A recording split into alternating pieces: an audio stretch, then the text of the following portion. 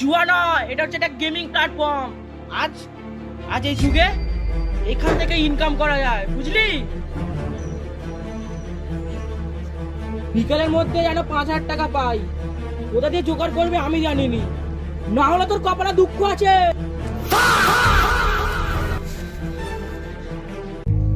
এখন তো শাঁসিয়ে গেল, দেখতেই তো পেলি। বিকালের মধ্যে যদি 5,000 টাকা না দিই, ও আমার কি করবে কে জানে।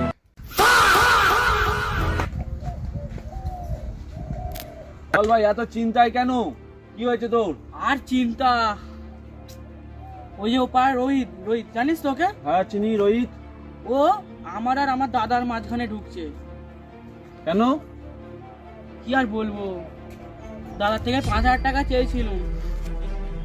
গেমের জন্য তো? হ্যাঁ।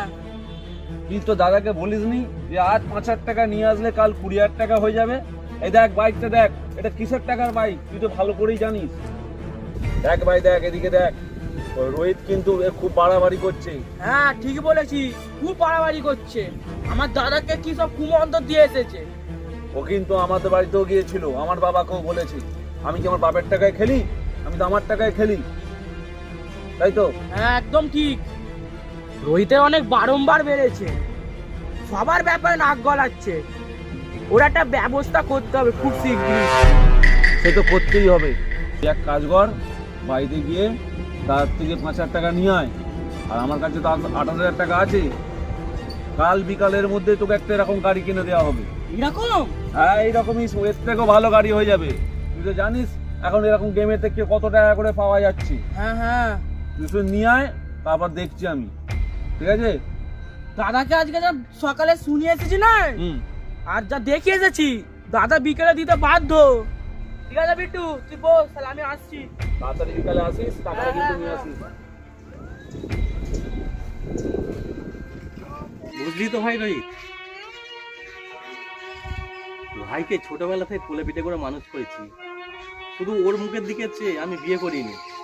সেই ছেলে আজ বড় দাদার গায়ে হাত তুলছে শুধুমাত্র জুয়া খেলার জন্য। কি বলবো? এখনকার দিনে ছেলেপুলেরা এই জুয়াকেই নষ্ট হয়ে যাচ্ছে। এই জুয়ার জন্য মা বাবা বড়দের গায়ে হাত তুলছে। আমাদের সমাজটা পুরো নষ্ট হয়ে গেল এই জুয়ার জন্য। আমাদের সরকারের উচিত একটা বড় পদক্ষেপ নেওয়া।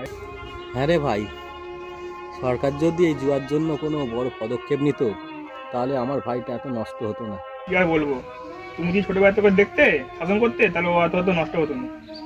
যাই হোক, এরপর যদি বিকালে এসে কিছু বলে আমাকে জানাবে, ঠিক আছে? আমি যারা প্রশাসনকে নিয়ে